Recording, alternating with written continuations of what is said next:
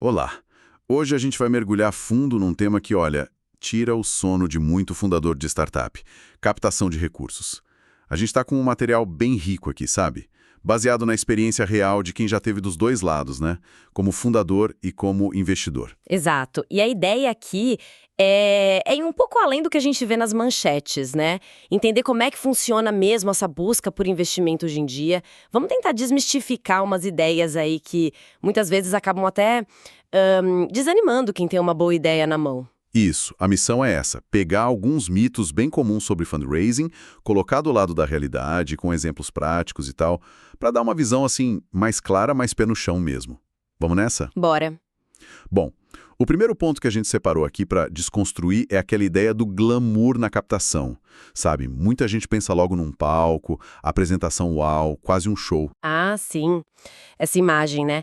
Vem muito da mídia, talvez daqueles programas onde o pessoal faz um pitch super dramático para vários investidores de uma vez só. Isso, tipo aquilo. Mas olha, a realidade do dia a dia da captação inicial, principalmente a seed, é bem menos cinematográfica.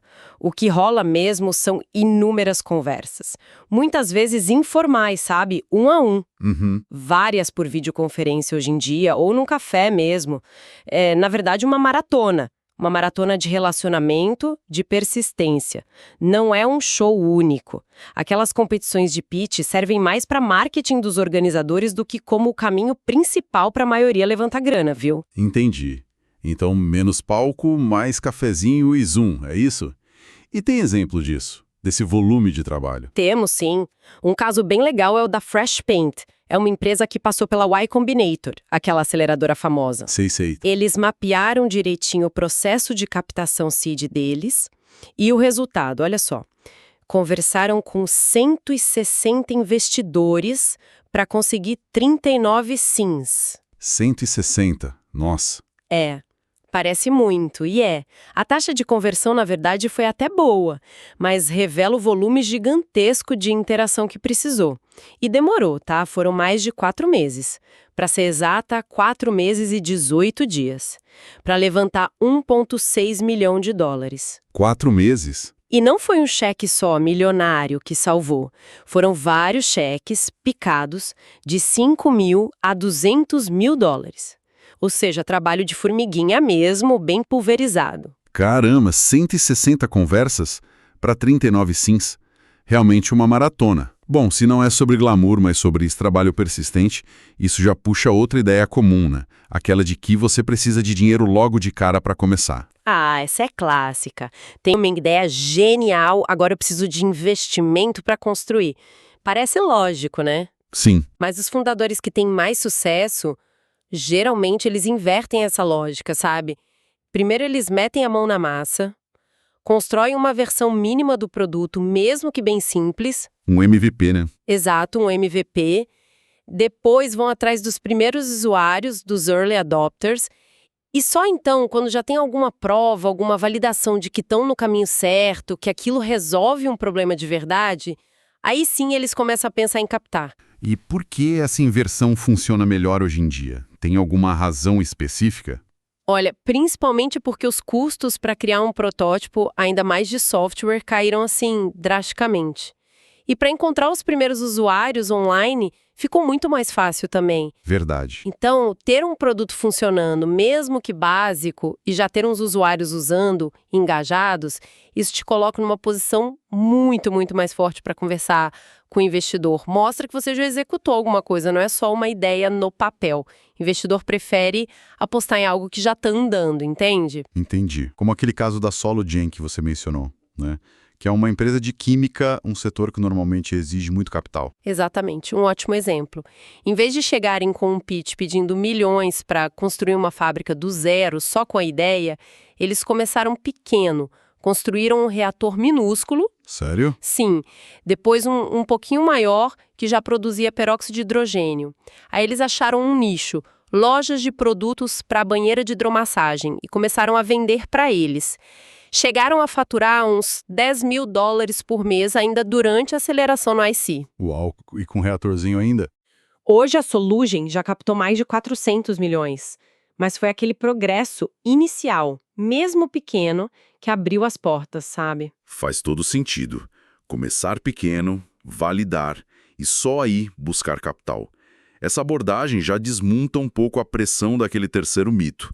A ideia de que o fundador tem que impressionar o investidor com um discurso grandioso e tal. Ah, sim, a palavra-chave aqui não é bem impressionar, é convencer. E olha, muitas das startups mais valiosas que existem hoje pareciam ideias bem estranhas ou até ruins lá no comecinho. Tipo, Pensa no Airbnb. Vou alugar um colchão inflável na sala dos outros. Estranho, né? DoorDash, fazer delivery de comida no subúrbio onde ninguém achava que ia dar certo. Ou a OpenSea, vender JPEG colecionável pagando com dinheiro mágico da internet, que era como viam as criptos no início. é verdade, olhando assim. Pois é, investidores experientes sabem disso. Sabem que boas ideias, muitas vezes, não parecem óbvias de cara. Então, tentar impressionar com um discurso muito exagerado, muito hype, pode até ser contraproducente. Pode soar falso. Tem até uma história pessoal sobre isso no material que a gente leu, né? Tem, sim. O autor conta que uma vez ele foi ter uma reunião rápida com o Michael Moritz, um cara lendário da Sequoia Capital, um fundo gigante. Ele preparou uma apresentação super polida, toda bonitinha. Imagino. Aí, quando ele abriu o laptop, o Moritz falou algo tipo: Não, prefiro só conversar sobre o negócio. O foco do investidor experiente é entender a substância, sabe? O que você está construindo, para quem, por que as pessoas estão usando. A clareza e a demonstração do valor real são muito mais importantes que o verniz da apresentação. Interessante, é mais mostrado que só falar, então. Como o pessoal da Retool fez. Perfeito. A Retool faz um software que ajuda empresas a criar ferramentas internas, tipo dashboards, painéis. Nas reuniões de captação seed, o fundador muitas vezes só abria o laptop e mostrava o produto funcionando. Construía uma ferramenta simples ali na hora, e explicava como os primeiros clientes estavam usando, o valor que aquilo gerava para eles. Essa demonstração prática, junto com a conversa sobre a tração inicial que eles já tinham, foi o que convenceu os investidores. Ele não tentou parecer maior do que era, só mostrou o valor concreto e funcionou super bem para eles. Focar no concreto, uma atração. Ok. Isso já me leva para outra preocupação bem comum, que é o nosso quarto mito, aquela ideia de que captar dinheiro é sempre um processo super complicado, demorado e caro. Sabe, as notícias de rodadas de milhões assustam quem só precisa de um valor menor para começar. Aqui é fundamental separar as coisas, né? As notícias que a gente vê, geralmente, cobrem as rodadas maiores. Série A, Série B e por aí vai. Essas rodadas, sim, são complexas, demoram meses, envolvem auditoria pesada, a tal da due diligence, custam uma grana em advogados. Certo. Mas as rodadas iniciais, o pre-seed, o seed hoje em dia, são uma história bem diferente. Podem envolver valores menores, sei lá, de dezenas de milhares até alguns poucos milhões de dólares. E o principal, podem ser fechadas em semanas, às vezes até em dias, e o custo com o advogado pode ser mínimo ou até zero no início. Sério? Semanas ou dias? E como que isso ficou tão mais ágil assim? Olha, o grande divisor de águas foi a criação e a adoção do SAFE. É uma sigla para Simple Agreement for Future Equity. Foi um documento padrão que a Y Combinator criou lá em 2013. Ah, o SAFE? Já ouvi falar. Então, ele simplificou tudo. É um acordo curto, tem umas 5 páginas só, super fácil de entender, tem pouquíssimos termos para negociar ali na hora. Basicamente, o valor do investimento e o valuation cap. Valuation cap? É tipo um teto no valor da empresa que vai ser usado lá na frente para calcular quantas ações o investidor vai receber. É uma proteção para o investidor inicial, mas são poucos pontos para discutir. E o melhor de tudo, para mandar um SAFE para um investidor assinar, você não precisa necessariamente de um advogado logo de cara. Claro que é sempre bom ter aconselhamento legal, né? Mas o processo em si é rápido. Tem até plataforma online tipo a Clerk, que automatiza o envio e a assinatura. Nossa, isso muda tudo para quem está começando, né? Tirar essa barreira da burocracia e do custo inicial. Tem algum exemplo de como isso ajudou na prática mesmo? Tem sim. A Astra Bio, por exemplo. É uma startup de biotecnologia. Normalmente, biotech precisa de rodadas grandes e complexas desde o início, porque pesquisa custa caro. Sim, imagina. Mas eles usaram SAFs para levantar o primeiro $1 milhão bem rápido, principalmente com investidores anjo. Isso deu a eles tempo e permitiu fazer progresso no laboratório. E com esse progresso, a posição deles para negociar as rodadas maiores, mais complexas, depois, ficou muito mais forte. Eles ganharam mais leverage, mais poder de barganha por causa da rapidez e da simplicidade dos SAFs lá no comecinho. Entendi. O SAF parece mesmo ter sido uma revolução para o investimento inicial. E isso toca num medo clássico, né? O quinto mito, o receio de perder o controle da empresa quando pega dinheiro de investidor. Esse é um receio super válido, histórico até, mas com instrumentos como o SAFE, especialmente nessas fases bem iniciais, os fundadores hoje mantêm muito mais controle do que antigamente. Quando você levanta a grana via SAFE, você não está cedendo cadeira no conselho de administração imediatamente. Ah, não? Não. Os investidores não viram sócios na hora, com direito a voto e tudo mais. Eles só vão receber as ações numa rodada futura qualificada, tipo uma Série A. E também não tem aqueles direitos automáticos e restritos de ficar fuçando em toda a informação detalhada da empresa. Numa rodada seed via SAFs, você normalmente está vendendo ali em potencial futuro algo entre 10% a 20% da empresa, mas o controle operacional, estratégico do dia a dia continua 100% na mão dos fundadores. Quer dizer, mantém a autonomia para tocar o negócio do jeito que acredita, né? A Zapier é um bom exemplo disso, que você comentou. É um exemplo emblemático. 3 fundadores lá do Missouri criaram um software para integrar aplicativos, coisa que hoje parece óbvia, mas na época, Sim. passaram pelo IC, levantaram mais de $1 milhão com SAFs, e justamente por terem feito isso dessa forma, eles puderam tocar a empresa do jeito deles. Por exemplo, eles viraram uma empresa totalmente remota uma década antes disso virar moda. Focaram obsessivamente nos clientes e tomaram uma decisão radical: nunca mais levantar capital externo. Nunca mais? Nunca mais. Hoje, a Zapier fatura mais de $100 milhões por ano e os fundadores mantiveram o controle total, construindo a empresa nos termos deles. É uma história poderosa sobre usar o capital inicial para ganhar autonomia e não para perder. Nossa, que história. Usar o capital para ganhar autonomia. Muito bom. Mas e a alternativa? Não levantar capital de jeito nenhum. Isso nos leva para o sexto mito, aquela ideia de que fazer bootstrapping, ou seja, financiar tudo com a própria receita, é sempre o melhor caminho, o caminho ideal. Olha, sendo bem honesta, toda startup começa com algum nível de bootstrapping, né? Você tem que criar alguma coisa, validar minimamente antes de pensar em buscar investimento. Ninguém investe só numa ideia solta. Certo. Mas fazer bootstrapping para sempre, aí é outra história. É uma jornada que pode ser, assim, extremamente desgastante.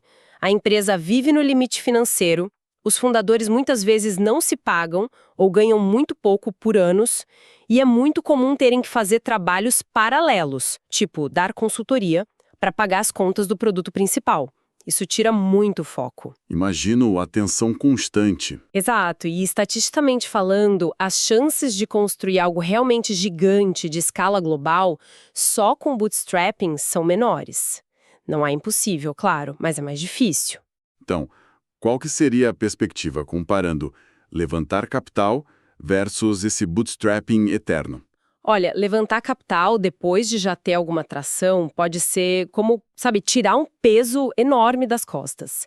É um esforço intenso, concentrado, essa maratona de captação que a gente falou, mas se der certo, te dá um fôlego financeiro geralmente para uns 18, 24 meses e permite foco total no produto e nos clientes. Já o bootstrapping eterno pode significar estender essa dor, essa distração financeira por toda a vida da empresa. No fim das contas, quem tem mais controle de verdade? O fundador que está sempre preocupado com o caixa do mês que vem ou aquele que levantou o suficiente para poder focar 100% em construir o negócio? É uma reflexão importante mesmo, sobre o custo de oportunidade do bootstrapping a longo prazo. Bom, agora vamos para um ponto que é muito forte na cultura de negócios, talvez especialmente aqui no Brasil. O sétimo mito, A tal da necessidade de ter uma super rede de contatos, o famoso networking ou o QI, né? Quem indica? Ah, o famoso QI. Aquele sentimento de que, só consegue quem conhece alguém importante. Tem que ter estudado na escola X ou trabalhado na empresa Y. Olha, conexões podem sim abrir portas para uma primeira conversa, não dá para negar. Um contato quente ajuda a furar a fila. Certo. Mas no fundo, investidores são pragmáticos. O que realmente importa para eles é o potencial de retorno financeiro daquele investimento. Se a sua startup está construindo algo que resolve um problema real, que as pessoas estão usando, pagando e que demonstra um potencial claro de crescimento, a origem dos fundadores ou a rede de contatos prévia que eles tinham perde muita relevância. A atração fala muito mais alto que o pedigree, sabe? E a Podium, que você mencionou antes, é um exemplo disso, vindo de fora do eixo tradicional. Sim, um ótimo exemplo. Fundadores lá de Utah, sem nenhuma conexão prévia no Vale do Silício. E estavam criando um software para quê? Para gerenciar reviews online de lojas de pneus. Lojas de pneus. Bem específico. Bem específico. Mas eles eram ótimos em vendas e o produto resolvia uma dor real daquele nicho. Eles entraram no IC já faturando. Os investidores viram a atração, viram o potencial de expandir para outros negócios locais e investiram. Hoje, a Podium fatura na casa dos 100 milhões de dólares por ano e já levantou mais de 200 milhões no total. Foi a atração que abriu as portas que a rede de contatos inicial deles talvez nunca abriria. Isso é bem animador, na verdade. Mostra que o foco tem que ser no negócio mesmo. E tem um ponto de atenção sobre intermediários nesse processo, né? Alguém que se oferece para levantar dinheiro para você. Importantíssimo isso. Desconfie muito se alguém chegar oferecendo levantar dinheiro para você em troca de uma comissão gorda só porque diz ter a rede. Quase sempre, o melhor caminho é que os próprios fundadores conversem diretamente com os investidores. Peça introduções, claro, use sua rede para conseguir um contato inicial. Mas a conversa, a construção do relacionamento, a defesa da sua visão, isso tem que ser feito pelos fundadores. Ninguém vai vender seu peixe melhor que você mesmo. Anotado, direto ao ponto. E aí a gente chega no último mito, que talvez seja o mais paralisante para muita gente. A ideia de que rejeição significa fracasso. Aquele medo gigante de ouvir não. O não. Olha, rejeição é absolutamente normal, é esperada, faz parte do processo de captação para todo mundo. Não importa o quão boa seja a sua startup, o quão incrível seja a sua atração, você vai ouvir não. Muitos nãos. Mesmo os bem-sucedidos? Todos. A Serbina Sarna, que hoje é parceira lá no IC, conta a história da startup dela, a Envision, que fazia dispositivos médicos para detectar câncer. Ela ouviu mais de 50 nãos antes de conseguir o primeiro cheque. 50. Caramba, 50 nãos? E ela chegou num ponto de oferecer trabalhar 2 anos sem receber salário para conseguir convencer o primeiro investidor a apostar na ideia. E deu certo. A empresa depois foi adquirida por 275 milhões de dólares. Uau! Mais de 50 nãos para uma empresa que valeu centenas de milhões. É impressionante a persistência que precisa ter. E tem outro caso, o da Whatnot. É um marketplace de colecionáveis, tipo cartas, bonecos. Eles entraram no IC, lançaram o produto, conseguiram tração inicial rapidinho, tinham compradores e vendedores engajados. Parecia promissor, né? Sim. Mas na hora de captar a rodada seed, a maioria dos investidores que eles conversaram simplesmente não gostou da ideia. Acharam que era nicho demais, que não ia escalar. Eles acabaram levantando muito menos dinheiro do que esperavam inicialmente. Ficaram bem frustrados. Imagino. Só que aí, 2 anos e meio depois, essa mesma empresa, a Whatnot, foi avaliada em 3,7 bilhões de dólares. Bilhões. A mesma empresa que quase ninguém quis investir lá no comecinho. Incrível. O que essas histórias mostram, então, sobre como lidar com essa rejeição toda? Elas mostram que a convicção dos fundadores, que tem que ser baseada nos dados, no feedback real do mercado, dos usuários, é mais importante do que a opinião de investidores individuais. Os fundadores da Whatnot viam a atração crescendo, viam o engajamento na plataforma. Eles sabiam que tinha algo ali funcionando, mesmo que os investidores ainda não enxergassem o potencial todo. Você não precisa que todos amem a sua ideia. Você só precisa de alguns poucos que acreditem o suficiente para dar o primeiro cheque. E a boa notícia é que hoje tem mais capital disponível e mais investidores dispostos a apostar em fases iniciais do que nunca na história. A rejeição é só parte do caminho, não é o fim dele de jeito nenhum. Uau! Olhando para trás agora, para todos esses mitos que a gente desmontou aqui, o glamour que não existe, a ideia de precisar de dinheiro para começar, a pressão para impressionar em vez de convencer, a complicação e o custo que podem ser evitados, o medo de perder o controle, o bootstrapping como única via, a necessidade absoluta de networking e o medo paralisante da rejeição, parece que o grande mito por trás de todos eles é aquela sensação de que isso não é para mim, sabe? Que captar recursos é algo para um grupo seleto, especial, quase inatingível. Exatamente, é essa sensação que muitas vezes paralisa. Mas a realidade que a gente explorou aqui hoje, baseada nesses exemplos e nas ferramentas que existem, mostra um cenário bem diferente, né?